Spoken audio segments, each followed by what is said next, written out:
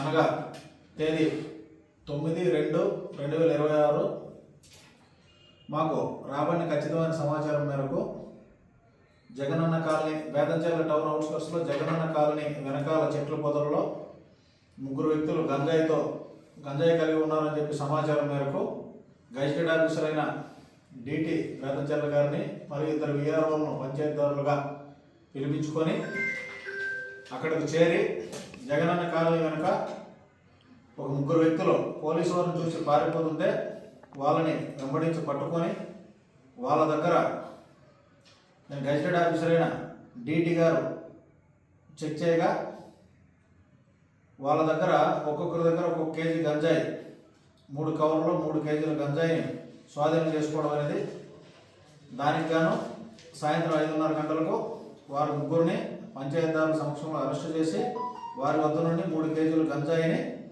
Case తదుపరి చర్య నిమిత్తం స్వాధీనం పరచుకోవడం అనేది, వారిని ఇప్పుడు రేపు పొద్దున్న అనగా 10వ తేదీన కోర్టు ముందు హాజరుపెట్టడం జరుగుతుంది. దీంట్లో వీళ్ళకి గంజాయి సప్లై చేసే మహబూబ్ బాషా అలియాస్ మరాఠా నంద్యాల టౌన్ అనే వ్యక్తి పరారులో ఉన్నాడు. అతని కోసం సెపరేట్ స్పెషల్ టీంను ఫామ్ చేయడం అయింది. త్వరలోనే అతన్ని కూడా పట్టుకొని అరెస్ట్ చేయడం జరుగుతుంది. ఎవరైనా గమనించండి, ఎవరైనా బేతంచెర్ల మండలంలో పట్టణ పరిధిలో కానీ మండలంలో గ్రామాల్లో కానీ ఎక్కడైనా కానీ అసాంఘిక కార్యకలాపాలు, నిషేధిత పదార్థాలు, మట్కా, గుట్కా, గ్యాంబ్లింగ్, సారాయి, ముఖ్యంగా గంజాయి ఇట్లాంటివి ఎవరైనా కలిగి ఉంటే దయచేసి ప్రజలు పోలీసు వారికి సమాచారం ఇస్తే వెంటనే చర్యలు తీసుకొని వాళ్ళందరినీ చట్టపరిధిలో శిక్షించడం జరుగుతుంది. ఎవరైనా ఎంతటి వారైనా కానీ దీంట్లో ఎన్డీపీఎస్ కింద కేసులు బుక్ చేసి వాళ్ళందరినీ జైలుకు పంపించడం జరుగుతుంది.